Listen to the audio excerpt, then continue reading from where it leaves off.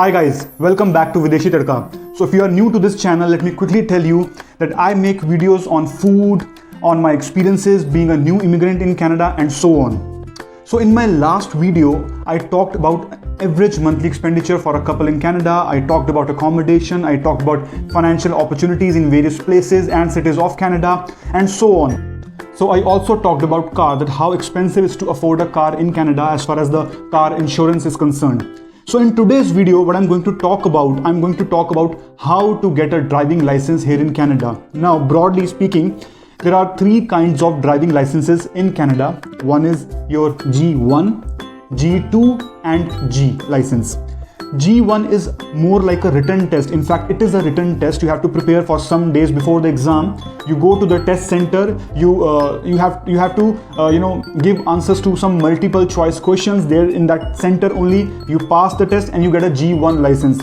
But can you drive with that G1 license? No guys, practically and commercially you cannot drive with that G1 license. Okay, so to practically drive a car, you need either a G2 license or a G license. Now to understand the technicalities involved in G2 or G, you have various websites, YouTube videos, all that stuff. So I'm not going to talk about the difference between a G2 and G, but yes, broadly I will tell you that very important point for the persons who are coming to Canada. If you have been driving in India, you please get an abstract of your driver's license from your transport authorities in India. It is nothing but a certificate issued by the local transport authorities that okay, you have been driving from so long, you have been driving this class of vehicle and all that stuff. So what is the benefit of that license, guys? That is a very beneficial document. Even I did not know before coming to Canada, but someone thankfully told me that make sure to carry that abstract with me. So what that abstract helps you when you come to Canada, you can skip the stage of G2 license for once. Like for example, I'm done with my G1 driving license, I can straight away appear for a G license. So I can skip that G2 stage. Now again, I'm not talking about the difference between G2 and G, but broadly speaking, the insurance cost with G comes down as compared to the G2 license, and there are some other rules as well as to driving on a highway and all that stuff. So it is very helpful to skip that stage and get a G license directly, because that not only save a lot of time for you guys, but botheration and the cost involved, obviously. So assumingly now you are ready to appear for the G exam. So what all things you need to keep in mind before you actually give that exam? Number one is practice to actually drive a car in Canada. So guys, don't be overconfident that you have been driving a car back in your home country for a decade or so. Just forget everything about it. Be a clean slate and start taking the classes from a instructor here in Canada.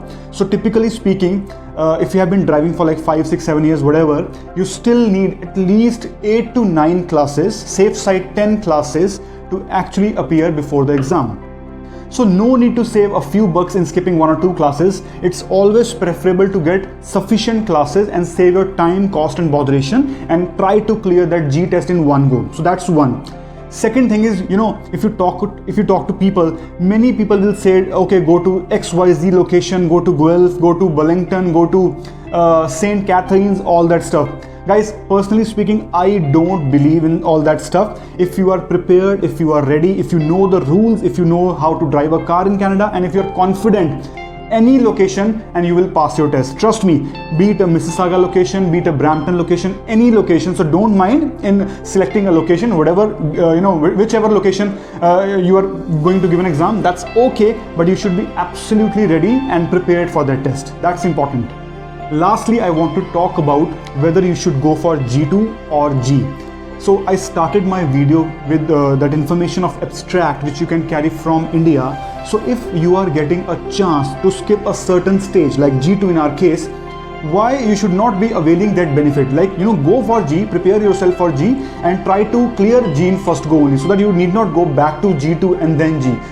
So, prepare hard, skip that stage, use the benefit which you are getting from carrying that abstract, and, just clear that G in one go. Trust me, prepare yourself and you should be fine. This is not a rocket science. I know it looks like a rocket science, but if you're prepared well, that should be okay.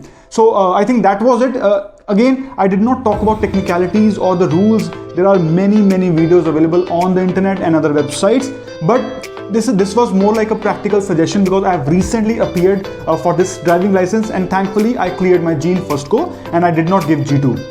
So good luck to you guys as well. If you have any questions, if you need any input, and if you have any suggestions also, you are feel free to comment in the comment box. And again, guys, please share these videos. The purpose is not to get any fame for myself. However, being a new immigrant, I really want to help my brothers and sisters and friends and families who are coming to Canada, because I am very new to this country and I want to impart my experience to you guys as well. So if you like this video, please hit the bell icon button and subscribe to my channel. Thank you.